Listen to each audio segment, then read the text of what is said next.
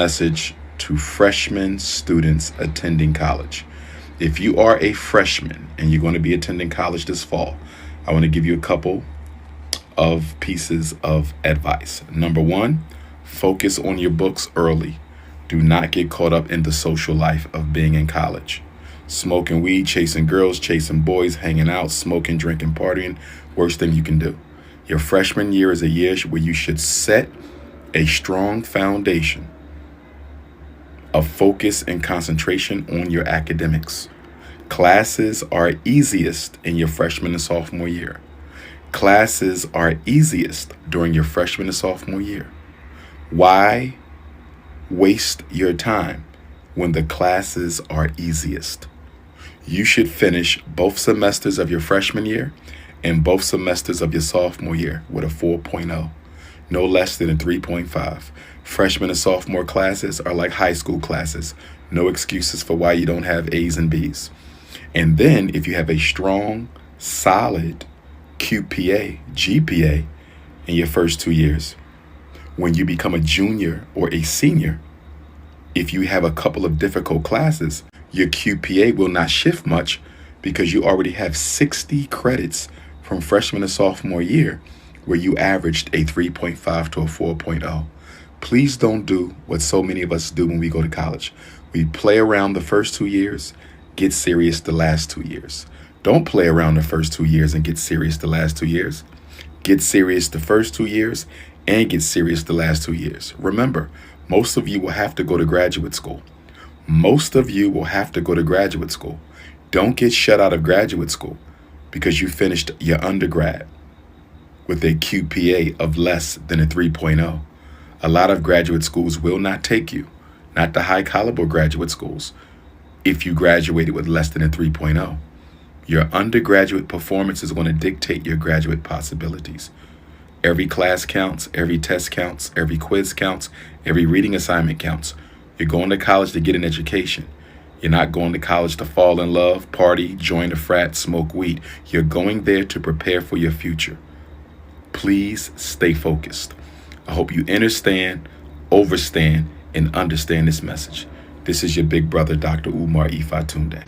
I ain't got no beef with nobody in the conscious community because nobody in the conscious community is on my level. So how can I have beef with them? How can I have beef? Nobody's on my level. I'm the King Kong. You black men are responsible for her being masculine because we have not helped her raise them children. I am and not. when I say help them raise them children, I don't mean you as the stepdad. No, yeah, I mean you as an active member in the community. She got masculine because she had to become masculine in order to deal with the rape, the abuse, the domestic violence, the disappointments that men had in her life, and also raising those kids and have to take care of herself all at the same time. The black woman has been the be all in all in our community for half of a century. And now we want to turn around and say because she didn't do it perfectly enough or remain feminine enough when she had to absorb our responsibilities plus her own, that's insensitive and disingenuous. Spider-Man across the universe, and he's lusting and thirsting over the skim milk in the damn trailer. This is insane. How you gonna have a cartoon bunny hopping over the white girl in the cartoon? Lord have mercy. The blackest character in the movie was an STD crab, Sebastian. Sebastian was the blackest character in the movie, and he was a STD crab. An STD crab. An STD crab, and he was played by the mixed race brother. He was played by the mixed race brother. They had Halle Bailey's skin bleached so light. I don't know what kind of makeup they put on that girl. They had her trying to look as white as they can make it. Then she had blonde hair. And when she left the water kingdom and got on the land, she had blonde locks. You can't make this up. You can't make this up. The whole movie was about her stealing the heart of the snow puppy. The whole movie was about her stealing the heart of the snow puppy.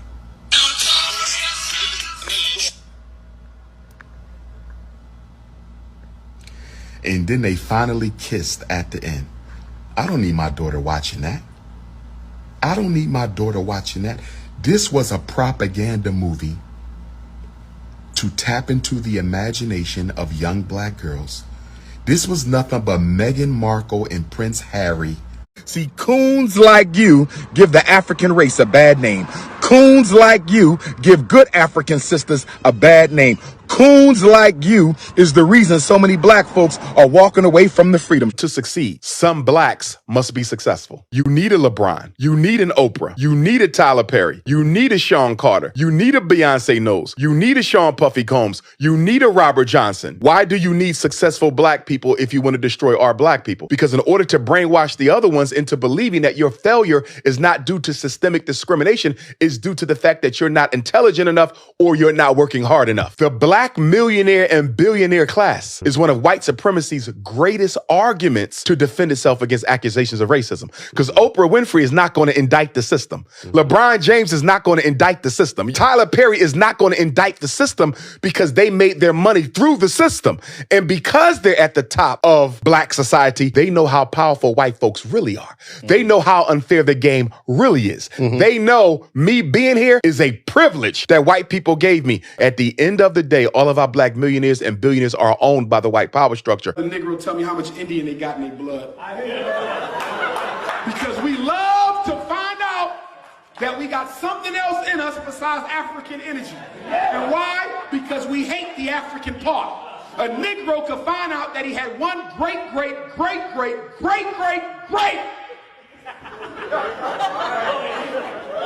grandfather who was part native. And the next time you see him, you will think he 100% Cherokee. He'll change his name, the way he dressed, his clothing. Black person find out that one great grandma was part Irish. And the next time you go to their house, the whole thing looks like the Boston Celtics locker room.